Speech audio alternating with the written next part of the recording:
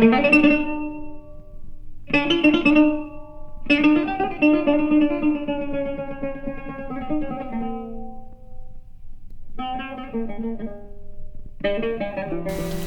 visiter une ville, bien sûr, il faut d'abord se garer. Ici, le parking envahi par les camping-cars est un endroit gratuit, herbeux et donnant une belle vue sur la vallée ainsi que sur l'Alcazaba. Et en plus, nous avons la visite d'un troupeau de moutons.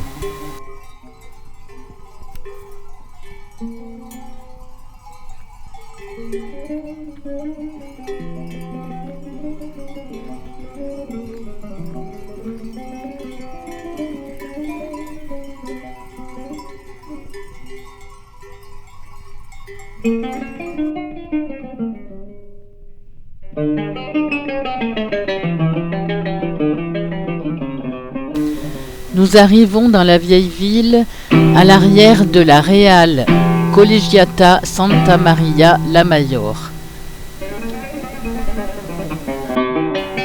La Real Collegiale de la Grande Sainte Marie, Santa Maria la Mayor, fut construite entre 1514 et 1550. Elle est considérée comme étant la première église de style Renaissance en Andalousie. Dès l'entrée, nous sommes surprises par la présence de la Tarasca. La Tarasca est un être mythologique, moitié femelle, moitié dragon à 7 têtes. Ces 7 têtes représentent les 7 péchés capitaux. L'allégorie de la foi, vêtue d'une robe et d'un clocher sur un château imprenable, domine le dragon, tenant dans sa main la custodie de Corpus.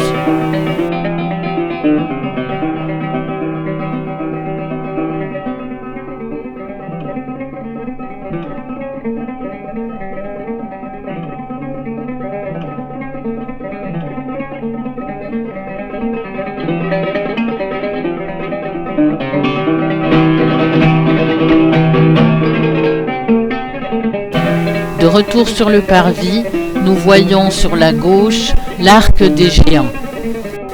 C'est là qu'il faut aller pour visiter l'Alcazaba. Alcazaba est un mot qui dérive de l'arabe Al-Kasba, signifiant citadelle d'une ville fortifiée. Depuis ses remparts, nous pouvons voir la réserve naturelle d'El Torcal, célèbre pour ses roches calcaires qui forment l'un des paysages karstiques les plus importants d'Europe. Ces châteaux, appelés Alcazaba, ont été construits durant le Moyen Âge, principalement par la société musulmane et d'Al-Andalus.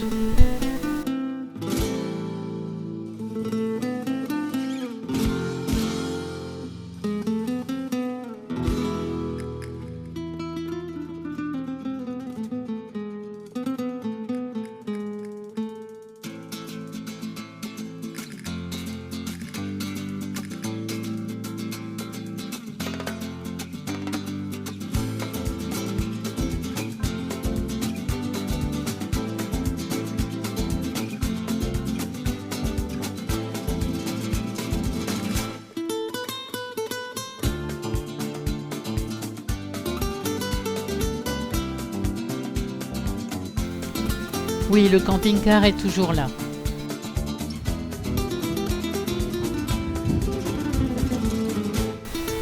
Antequera est connu comme étant le cœur de l'Andalousie, en raison de sa position centrale entre Malaga, Grenade, Cordoue et Séville.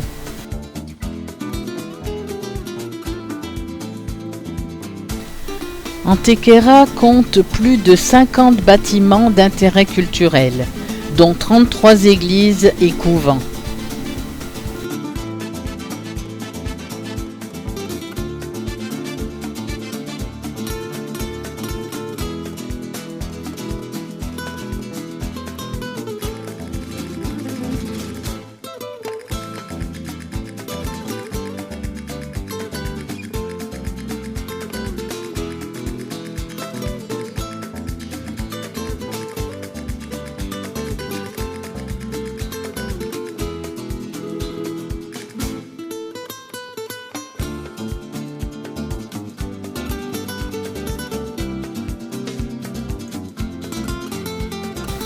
En remontant encore un peu le temps, nous trouvons des ruines romaines.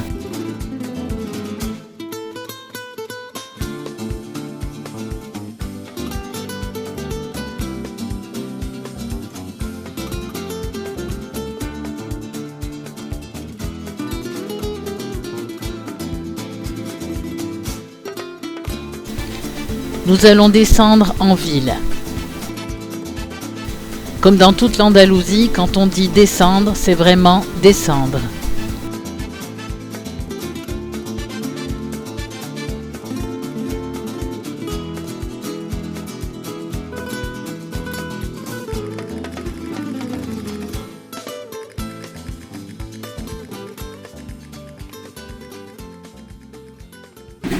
Par chance, notre balade nous amène à la rencontre d'une procession.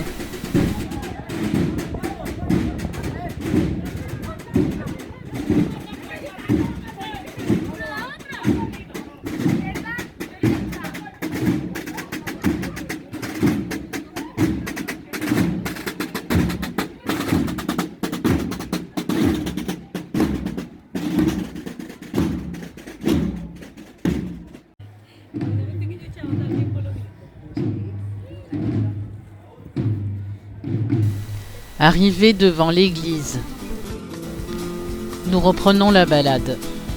Ce magnifique monument est un hommage au peuple expulsé d'Antequera au XVe siècle pour aller se réfugier à Grenade.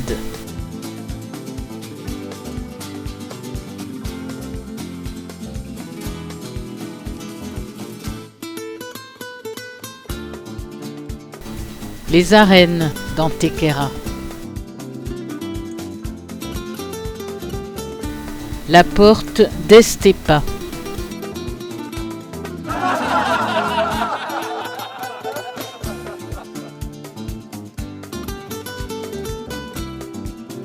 Remontons encore davantage le temps pour arriver à l'âge de bronze. Les dolmens d'Antequera sont inscrits au patrimoine mondial de l'UNESCO. Leur construction se situe entre 2500 et 2200 ans avant Jésus-Christ. Sur ce site, nous verrons le dolmen de Manga et le dolmen de Vieira.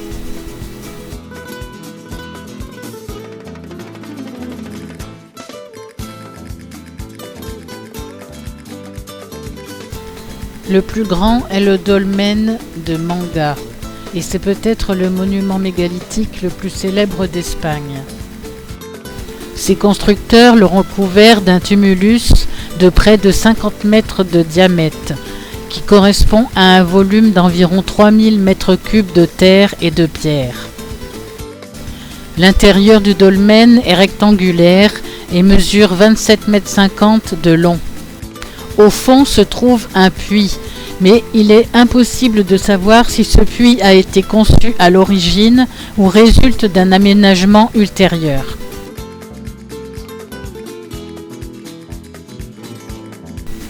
L'un des cadrans solaires de Antequera. Celui-ci est aligné avec l'axe du dolmen de Vieira, qui a été orienté dans sa construction avec le lever du soleil à l'équinoxe d'automne.